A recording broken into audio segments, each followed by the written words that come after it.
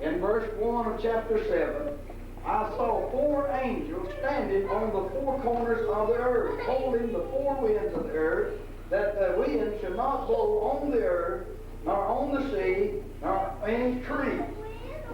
And I saw another angel ascending from the east, having the seal of the living God, and he cried with a loud voice to the 4 angels to whom it was given to hurt the earth and the sea, and said, Hurt not the earth, neither the sea nor the trees, until we have sealed the servants of our God in their foreheads. Now, what is happening here is, he said, after these things. Now, I said that in order to really view points what is taking place here, we know the earth is round, and all the planets is round. But say, I've seen pictures of a map of the earth laid out in a square paper, all on one side of this paper. So we take, for instance, like the Father would look at the earth, he could see it all at one time. And so we just flatten the thing out and have all of it flattened out with 4 corners on it. And this is the way the Father is looking at the whole earth at this particular time, or the Lord. And he has the 4 angels standing here at the 4 corners. Now I got them also holding the 4 winds. I got them also holding the 4 horses. You have your white, your black, your red, and your pale, holding everything up until these servants of the Lord will be sealed. Now, notice here, this is John here. Here comes the angel out of the east. And this angel has a candlestick with 7 candles on top of it. Now, remember what I told you about the candlestick representing the Holy Ghost.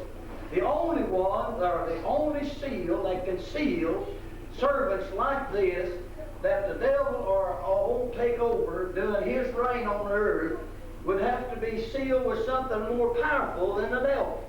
So it's called the seal of God, which is the Holy Ghost. Now he comes to these folks here, and is 144,000 of them. Now then, while these angels here are holding the winds and holding everything back, and what they're saying is, don't turn nothing loose on earth yet until this event takes place. Because these are going to be the evangelists and the missionaries doing the latter part of the tribulation. Now also, we have 2 witnesses in the 11th chapter of Revelation, which one of them is identified in Malachi, in the last couple of verses in the Old Testament, as Elijah. Elijah is coming back. And it was identified in the day that John the Baptist was here. They thought he was the Elijah. And he was the Elijah in the sense that he was a forerunner of the coming of the Lord to come unto Bethlehem, to come into the world to save. But he is not the Elijah that will come right far and right in this, doing the first part of this 42 months. And then with him will be another show up will have power to turn water to blood, and so on. And them powers was given unto Moses. So therefore we identify that individual as being Moses. And so we're going to have here then 144,000 out of the tribes of Jude and Reuben and the Levites and all down through here, and Joseph. And the only one that's not identified in this area is Matthias is tucked in over here, which is the son of Joseph, which was the first student to come, and he is taking part in here, filling in for Dan. Because Dan is the one that will evidently, which is in the northern part of the Sea of above Galilee, and around Damascus, and what we know today is around Beirut area. He has a little kingdom in that area. Then he has here Ashton on one side and Matthias on the other, and down south out of Jerusalem, Dan has another little area down there. And we'll find out later on what that is all about. because there's going to be an image built down in that area.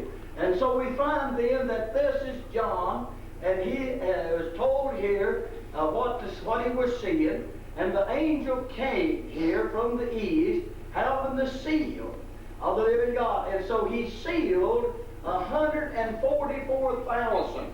This is 12,000 out of each one of these tribes as he sealed them. These angels now holding things in restraint, because that was the Holy Ghost job doing the day we live in, until these got sealed. Now these is young men, never been on a date, never been with a woman, and in the house of Israel, a boy becomes a man around the age of 12 and 13. He's given the rights that they give to him. He goes through the remembering of scriptures and all that, and some of the things that a man's supposed to do, and he goes before the elders, and they appoint him and set him aside as a man. So that lifts the mother and dad's responsibility for him, and he falls under the law of Moses.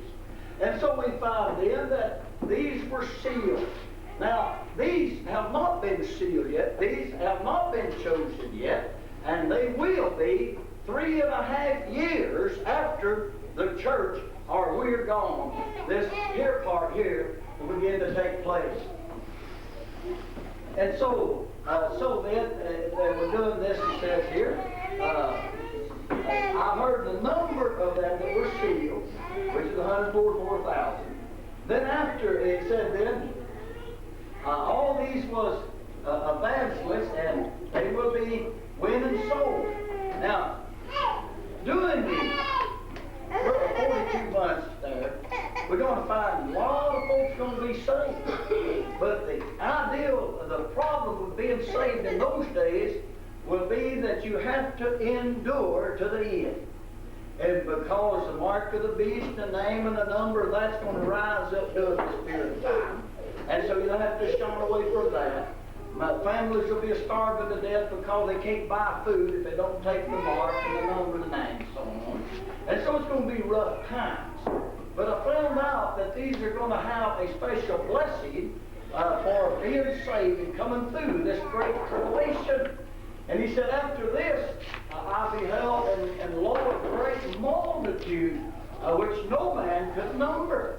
Now these come out of nations and kinsmen and people and tongues, and stood before the throne and before the Lamb.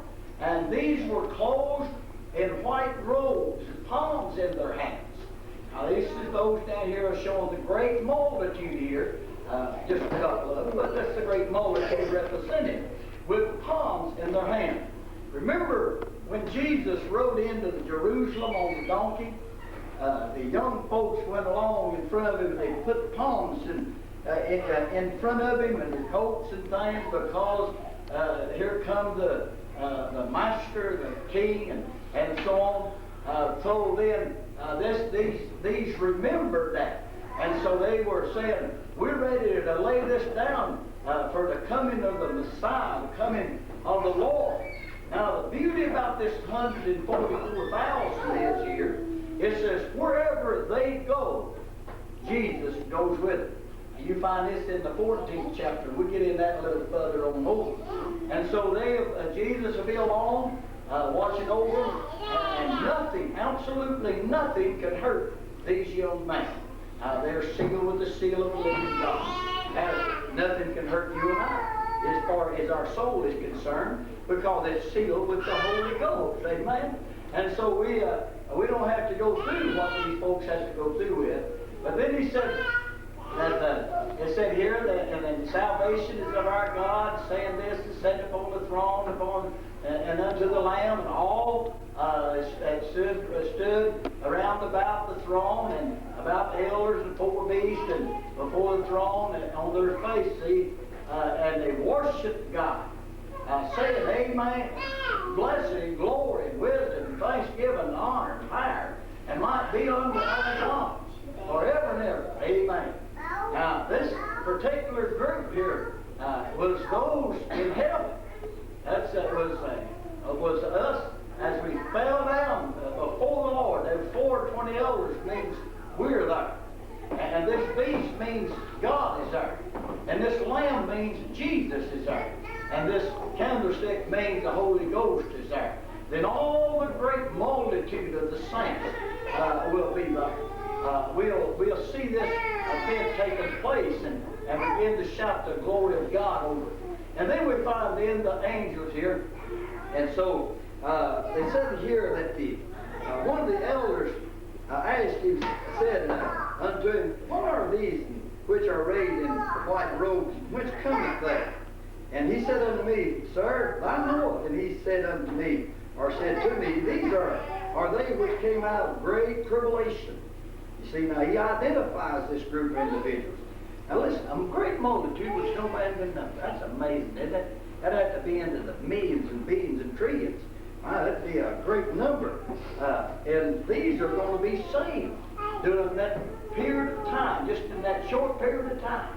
But these individuals here are going to possess some great power to win souls and talk them in to not being part of the beast and false prophet and all that.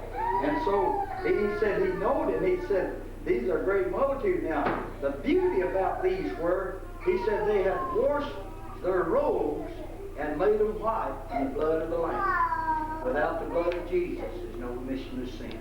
And so to identify them, they had to come through the blood of Jesus. This great multitude had to come through the blood of Jesus. Now here's a special gift unto them. They shall hunger no more. Here. Neither, it says, neither shall thirst anymore. Neither shall the sun light on them, nor any heat. For the Lamb shall be in the midst of them, of the throne, and feed them, and lead them unto living fountains of water. And God shall wipe away all tears from their eyes. Now, I want you to notice something here. This group of people, evidently, is going to stay in heaven and worship and serve God throughout all eternity. This is their special blessing for them. For it said the sun never light on them. No heat will ever light on them. And so these group of folks have went through. Now you find over in Matthew in 24 and 25, we have in that area the judgment of the nations. We'll get into that later on. But there was a goats, brethren, and sheep in the judgment of the nations. Now the brethren is Israel. And the sheep are those that takes care of Israel during this tribulation, coming along with this great multitude which no man can number. And the Lord said, come into the kingdom, for the joy of the kingdom is thine. And the goats, he cast them out. And so he took in the sheep, identifying this great multitude that would serve God throughout all eternity. You and I will be with Jesus and the Father throughout all eternity, but not like a blessing like these folks are going to be blessed with, for they endured to the end. Then we find here then, what verse are we in here? What verse are we here? But anyway, let me get over here.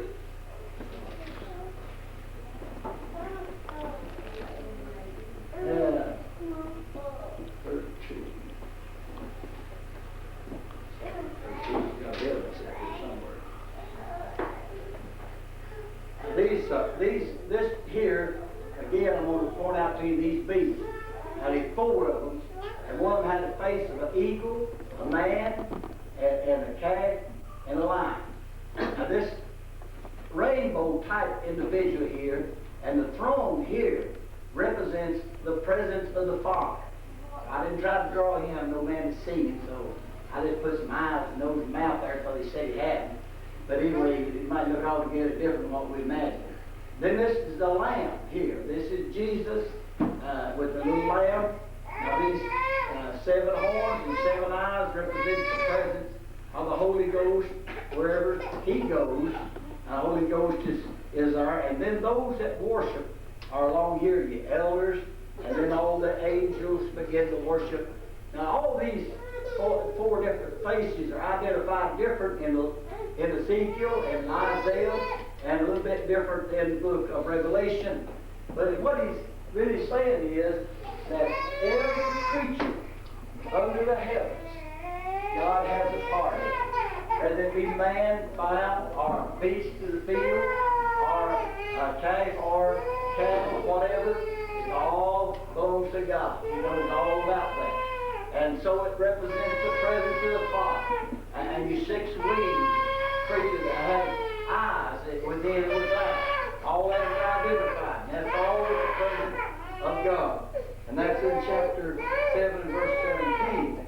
Then the elders arrayed in their white robes and saying here, and he said, who are these? And he said, these are great multitude which came out of the great tribulation and made the robes white in the blood of the Lamb. Then we move into the temple area here. Now in verse 15, these are they before the throne of God and serve him day and night in the temple, and that sat on the throne. And so these are those that are serving him and worshiping him. And so I put a little table in here for the worshipers, the raiment of Israel, the altar, the golden altar, the fountain of water, the living fountain of water, and here is those that serve God throughout all eternity, as far as that goes. And the Lamb here, and they will be fed. It says the Lamb will feed them, and they'll never hunger or thirst. If they need anything, the Lamb will see that it's provided, and the sun and the light will not ever shine on them anymore. And so that takes care of that area right in there. And over, let's move on out of this particular chapter now. I think I covered that pretty good. And go into chapter 8 right here. Now, this seventh seal is amazing seal. Out from under it, we find we're coming out here with 7 thunders. Now this is going to be also within these 7 thunders. It says there are 3 woes, and the last 3 are trumpets. That is, I've got thunder and trumpet here, but 7 trumpets coming out of this 7th seal. Now it says in them trumpets, the last 3 of them are woes. That means they're really going to be severe. Now this is all going to take place just right towards the end of the tribulation, or what we call it. The whole 7-year period is considered a tribulation time, but the last part of it is called the Great Tribulation. So here he is, he's finished all the seals of the book here, and opened them all up, and I kind of titled down the side of here what come out of which one and all that. And this again represents the presence of John. And it said here, and when he had opened the 7th seal, there was silence in heaven about the space of a half hour. And could you imagine things quietening down in heaven? Now some people think a church ought to be quiet, ought to be no noise, no amens, no shouting, no praising God or anything. Ought to be carried on real quiet like. Well, if you're in heaven, and when you get there, if you're saved, and you will get there, it's going to be plenty noisy.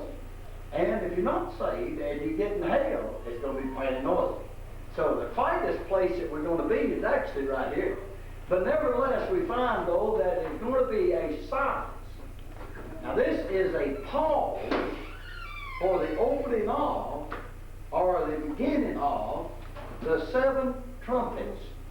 Now these 7 trumpets begin to sound off. Something first is going to take place. Again, we find the 7th seal, the Lamb, and so on, and the Holy Ghost present. And then we find here a golden altar with a golden, with incense, and much incense, prayers of the saints, and come up on the golden altar. Now we find that one came down from heaven here came out to take the fire off of the altar with the censer and brought it over here. This represents the Father again. And he has it in his hands, and he presents this fire up before the Father. Now, what he was going to do, he's going to pour it out upon earth, but he got permission from the Father. And so he came down with this censer here, and he came to the altar, got the fire, and went before the Lord, the Father, and presented to him. And of course, he was told to put it out on the earth. Now, this could be none other than Jesus acting out the priesthood. He is a high priest sitting on the right hand of the Father. He has the authority. So every prayer of the saints that have taken place throughout this age, and no doubt many other ages, Old Testament and all probably, is up on this altar. And they will turn out to be one of the wrath that will be poured out upon the earth. It said the angel took the censer and filled it with the fire of the altar and cast it unto the earth. And there were voices. And he said, "Hear thunder and lightning and earthquake from these great voices of a great host in heaven, angels, multitude, everybody, saints and all, shouting the glory of God." And they shouted so loud that it brought in a thunder, lightning, and even quaked the earth. And here we find the earth quaking. Now, this is shaking it up. You might say he put it in a basket and shook it up and getting it ready to follow through on these 7 trumpets. And so he said then, the 7th angel stood before God, and here it said, he goeth, and he said, and go, and to them were given 7 trumpets. After the silence had took place, the seventh angel stood before God. Here, each one of them had a trumpet in his hand. I got these 7 individual angels here, making preparations to sound down to yonder. And so, now this is Bible. I mean, I've just drawn this out of the Bible, and I didn't add anything to the words except what thus saith the Lord. And so when he poured out these prayers of the saints on the earth here, he said and the 7th angel, which had the 7 trumpets, prepared themselves to sound. They made preparations to sound. So and we get over here in this chapter 8, verse 6, and the 7 angels, which had the 7 trumpets, prepared themselves to sound. Now, these trumpets is sounding out a wrath of God, or of the Lamb, really. The wrath of God comes in the 15th chapter, but this is the wrath of the Lamb. Remember, Jesus said, we don't have to take vengeance. He said, "Vengeance is mine." And he, one of these days, is earth. And everybody, well, what amazes me is how anybody could live to the end of it. But there's a great host of folks live right on through this thing. And so, this will be poured out.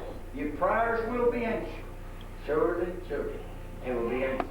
Here they are, empty and out of the golden altar upon the earth. And then this angel begins to sing. And what happened here, he said, when the first angel sounded his trumpet, right here, and he said, "And there fell hail, a fallen angel with blood. They were cast upon the earth, and the third part of the trees were burned up." You talk about forest fires scattered throughout, not just in America, all over the world. Africa, China, America, South America, everybody. The trees will actually catch on fire. The third part of every tree, or all the trees in the world, will burn up. And all green grass was burned up. Now, you know, when you burn up the grass, you're losing the food chain for all the animals that eat grass, cattle and everything in the wild life that eats grass. So we got the trees and grass down here at the bottom, and we got the hail falling here from heaven, coming from the trumpet of this first angel. And so that'll be a great plague within itself there to fall upon the earth. And so, I pray the curtain with you. And anyway, now this is the eighth verse, chapter 8 verse, and the second angel sounded. And as it were, a great mountain, burning with fire, was cast into the sea. Now listen, you say, has this happened? No, sir, it ain't happened. But it will happen. Can you imagine this happening? Where is it happening to? The earth. And it says, this thing looked like a great mountain. Now John's standing right here, and he's seeing this. As you and I would see it with our eyes, this is going to be the condition of the world during this period of time. And he said, and it fell into the sea, or was cast into the sea, and the sea, the third part of the sea, became blood. Now Jesus made the statement, and over in Revelation a little further, the Lord made the statement, I give them blood to save them. I can wash you in the blood, you be saved. They would not take it, so therefore they're going to have to drink it. And of course, they couldn't be able to drink it, so you have a death all over the place. And the third part of the creatures which were in the sea and had life died. And the third part of the ships were destroyed. Submarines can't surface. Big whales can't get up and get air. Ships can't maneuver or move. We find that black oil on top of seawater can be a great hazard. But just imagine the whole sea here turning to blood. And it's such a manner that of blood that people actually just die from it. And he showed this great mountain as it burned, and it was cast down. And I got a shark in here, and a submarine, and a few ships sailing around here, and a few little fishes here and there. And you have to look pretty. I even got good enough to put a little eagle right down in there.